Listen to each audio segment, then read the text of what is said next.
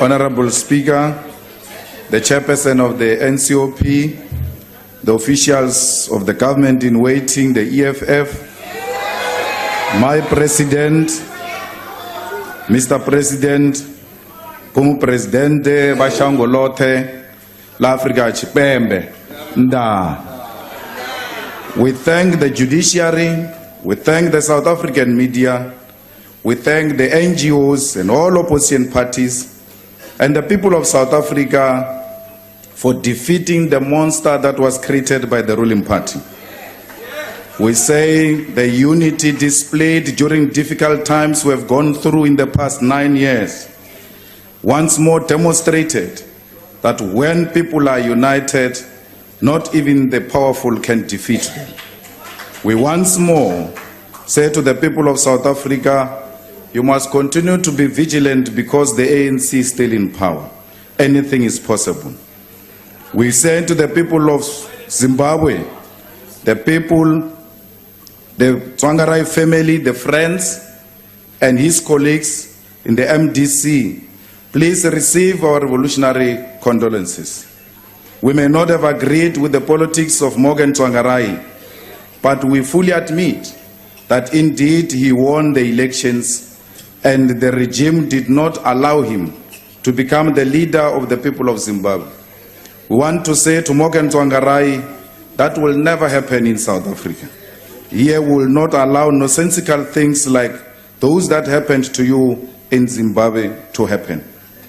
We say to the people of South Africa, we must learn from the mistakes of Zimbabwe and in honor of Morgan Tsvangirai, not allow those who are in power to want to stay in power even when the will of the people indicate otherwise. President, I want to take this opportunity to congratulate you because when they elected you in this illegitimate parliament, I was not here. But the majority of this parliament have agreed that they must proceed business as usual. I want to state very clear on behalf of the EFF that we are willing to give you a chance as a President of the Republic of South Africa, as head of state and government. We only give you a chance because you have not been personally found guilty of being a constitutional delinquent. Because we do not entertain delinquents. We deal with delinquents decisively, like we did before. It is very easy for a country to degenerate if you allow individuals to become constitutional delinquents. President, we want to say to you that you are not a king. You are a leader of the people. And therefore, you must never expect a treatment of a king. You must be a leader.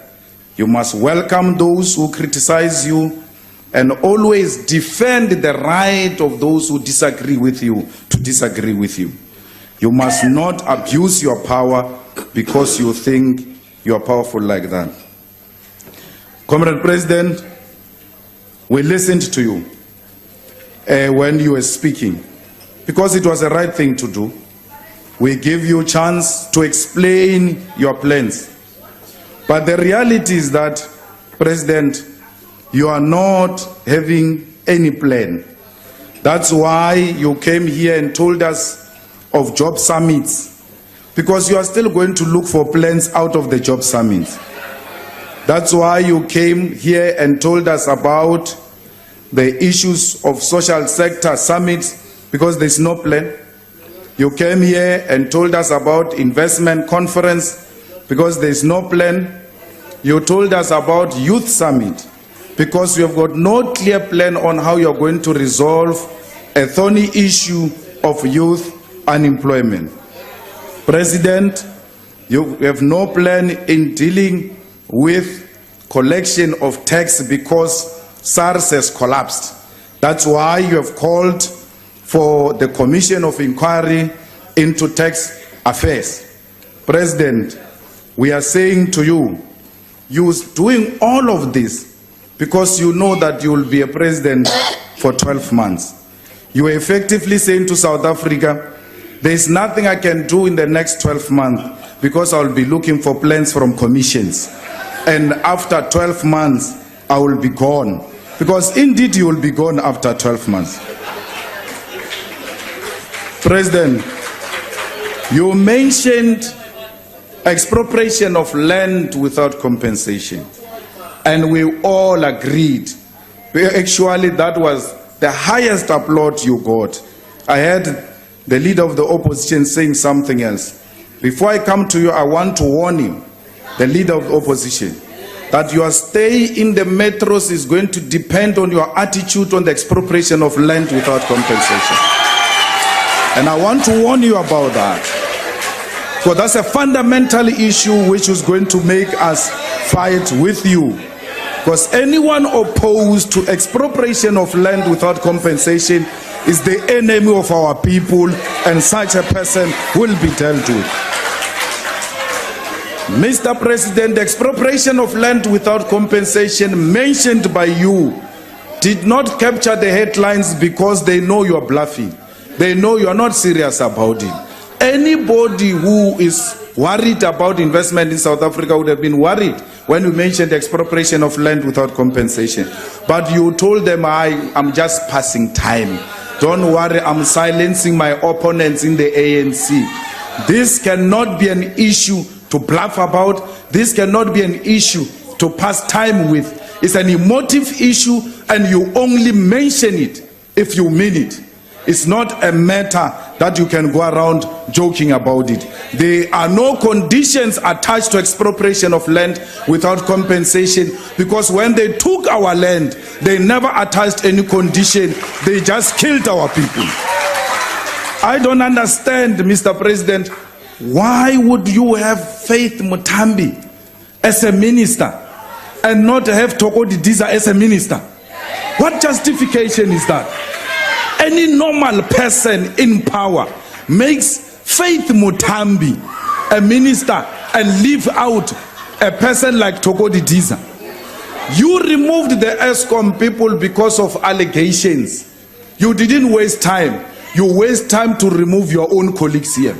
The reason why you jumped that line of saying you are going to arrest people is because when you spoke about corruption and arresting corrupt people, we kept on saying ACE. And you wanted to save ACE's face by jumping that line. Why? Because you are continuing to protect your own. Don't protect those who are implicated in corruption. All of them who are going to be frequenting state capture inquiry, they must be released so that they can have time to prepare for state capture inquiry. Thank you very much.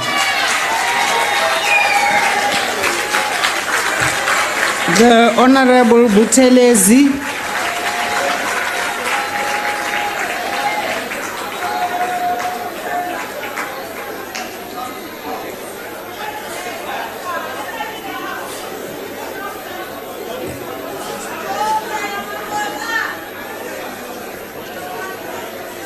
Honorable Speaker. Yes, Honorable. Honorable Chief Speaker. Of the IFP. Yeah, may I crave your indulgence? I was working on the time that Honorable Malema would take, and he only took 9 of his 14 minutes. Honorable Buthelezi is on the way. Yes, I recognize that.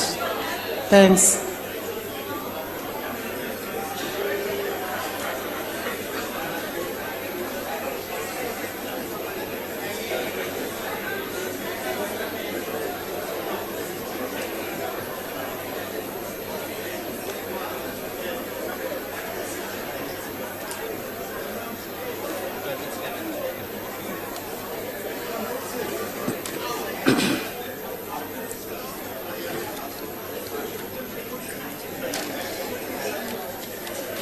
Honorable Speaker,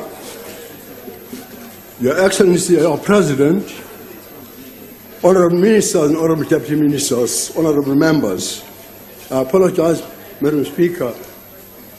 Dr. Njosi says that I was captivated. Maybe I was, when his leader was speaking.